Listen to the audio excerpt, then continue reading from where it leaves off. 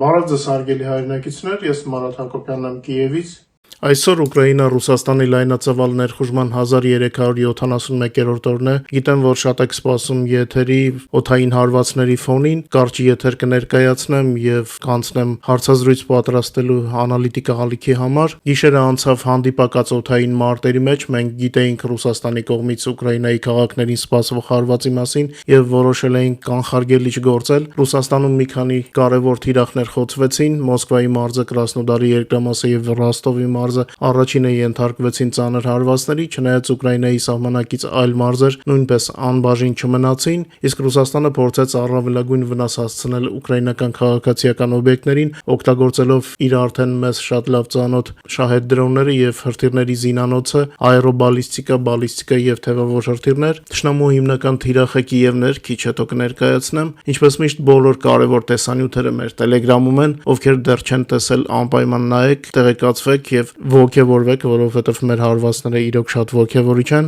Ինչ եթերի այլ թեմաներին անցնելը խնդրում եմ չմոռանալ օգտագործել YouTube-ի գործիքները մեր եթերին աջակցելու համար, լայքեք եւ եթե կարելի է տարածեք սոցիալական ցանցերում մեր եթերը, իսկ ովքեր դեռ բաժանորդագրված չեն, խնդրում եմ անպայման բաժանորդագրվեք։ Մեր Telegram ալիքի բաժանորդները արդեն տեղյակ են, որ ուկրաինական պատվիրակությունը Ժնևից վերադարձել է դրական նոտայով, համոզիչ կերպով ամերիկյան կողմին փոխանցելով մեր կարմիր գծերը։ Հասանելի տեղեկությունների համաձայն ծրագիրը մի քանի կետով կրճատվել է եւ կարող է հետագայում ելի փոփոխվել։ Այս ֆոնին Ռուսաստանից հակասական հայտարարություններ են հնչում, որոնք պնդում են, որ պատրաստ են քննարկել ծրագիրը, բայց անիրագործելի են համարում։ Դե մենք եւ մեր լսարանը լավ գիտակցում ենք, որ Թրամփի այսպես կոչված ծրագիրը մաքուր ֆանտազիա էր, հիմնված ռուսական աբսուրդային պահանջներից, որը նրանք փորձել էին բալանսավորել մեր դիրքորոշմամբ, ինչ որ նախնական ունեին տեղեկատվություն, բայց մենք չենք կարող հրաժարվել այն քննարկել կարևոր դաշնակցի հետ, հատկապես նման աջակցության եւ Եվրոմիության հստակ դիրքորոշման դեպքում։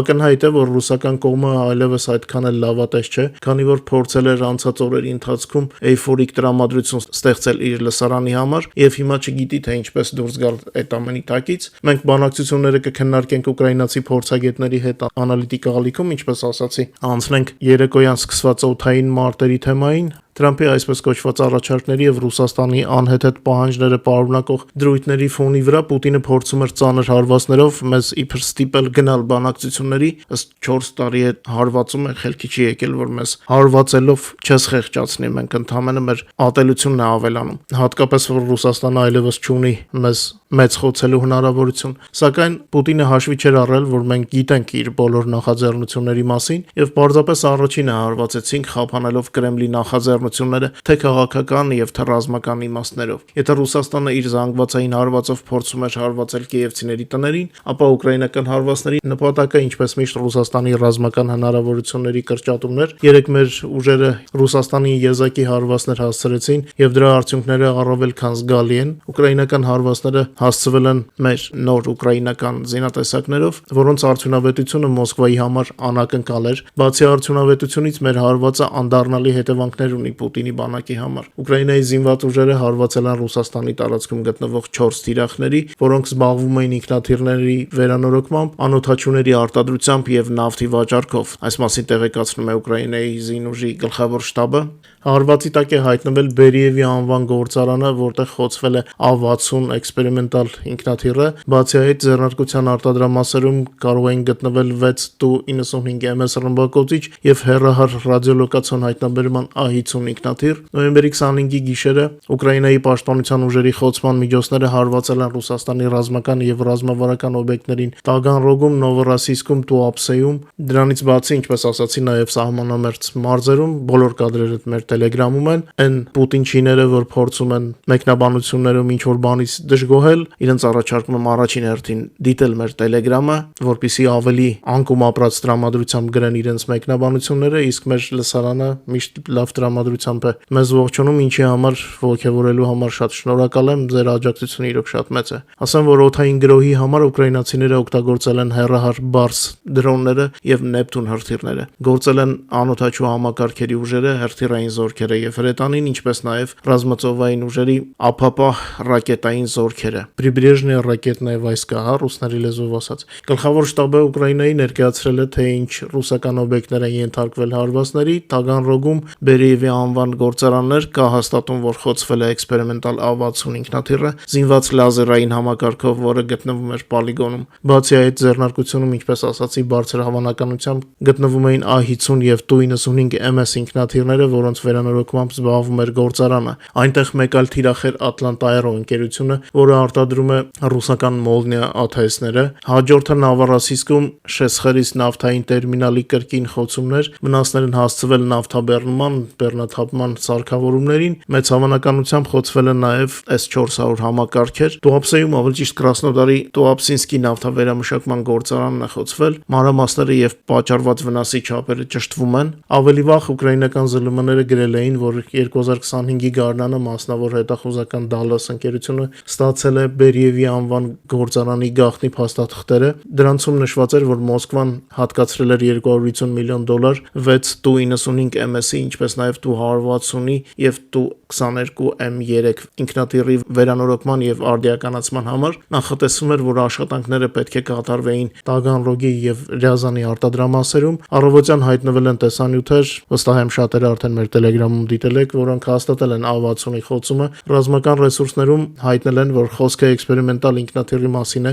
որի վրա իրականացվում են լազերային զենքի փորձարկումներ Ռուսաստանի զինուժի համար, ավելի ճիշտ իրականացվում էին։ Բերիևի անվան գործարանի պոլիգոնում վնասվել է RA-86-879 բորտային համար ունեցող ինքնաթիռը Il-76MD-ի մոդիֆիկացված տարբերակը։ Ռուսաստանը նման տիպի ընդամենը 2 ինքնաթիռ ունի, ելի ավելացնեմ, որ ուներ։ Ունենք նոյեմբերի 25-ի առավոտյան Ուկրաինայի ռազմաօդային ուժերի հրամանատարության տեղեկատվությունը Կիևի ուղղությամբ Ռուսաստանի կողմից արձակված հրթիռների եւ դրոնների խափանման արդյունքները, բայց մենք կներկայացնենք ամբողջը։ Ռուսաստանի կողմից Ուկրաինայի դեմ օգտագործվել է 486 օդային թիրախ, 452-ը Ուկրաինայի կողմից խոցվել եւ չեզոքացվել են։ Հրթիռային եւ 26 դրոնների հարվածներ են գրանցվել 15 վայրերում, ինչպես նաեւ խփված թիրախների, բեկորների հարվածները 12 վայրերում։ Պարզվեց, որ Ուկրաինայի մայրաքաղաքին սպառնում էր 7 բալիստիկ հրթիռ, 4 X-47M2 կինժալ եւ 3 Iskander-M հրթիռներ։ Մեր օդային ուժերի հաղորդագրության համաձայն խփվել են բոլոր Iskander բալիստիկ հրթիռները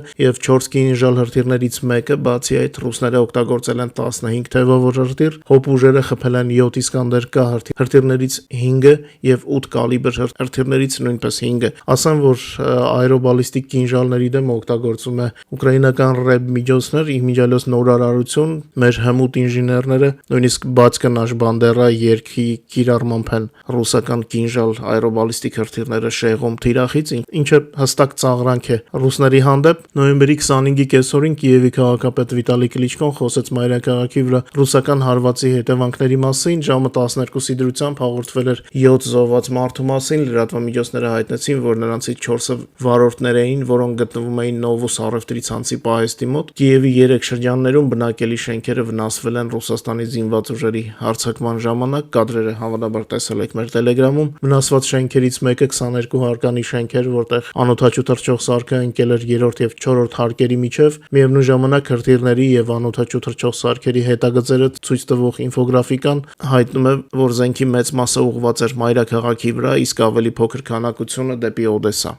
Գենշտաբի ռելիզը ձեր էկրաններին է, անցնենք ռազմաճակատի լուրերին։ Վերջին 24 ժամվա ընթացքում ռազմաճակատում տեղի ունեցել 183 մարտական բախում, ռուսական օկուպացիոն բանակը կորցրել է եւս 1120 զինվոր եւ մոտ 600 միավոր տեխնիկա եւ զինամթերք։ Թշնամու ընդհանուր կորուստները կազմել են արդեն 1,167,570 զինվոր։ Գենշտաբի ռելիզը ձեր էկրաններին է, շատ չերկարացնեմ եթերը, ինչպես ասացի, շտաբում եմ պատրաստել ձեզ համար հարցազրույց ուկրաինացի փորձագետների հետ, խնդրում եմ չմոռանալ լայքել եւ տարածել մեր եթերը։ Այսօրվա համար այսքանը, շնորհակալ եմ ձեզ բոլոր աջակցության համար, հույս ունեմ վաղը նորությունները ել ավելի լավը կլինեն, քան այսօր։ Բարով մնաք եւ մինչ նոր հանդիպում։